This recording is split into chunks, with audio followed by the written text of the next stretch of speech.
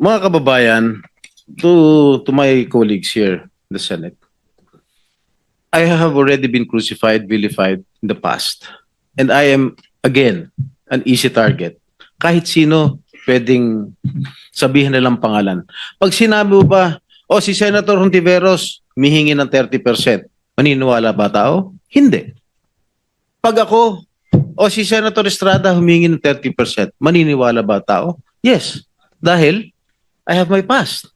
Meron akong mga nakaraan na issues. Kaya I am very vulnerable to all these attacks.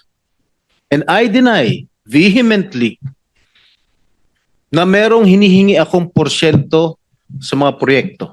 Okay? And siguro, sinabi na ni DE Henry Alcantara na panay hearsay lang.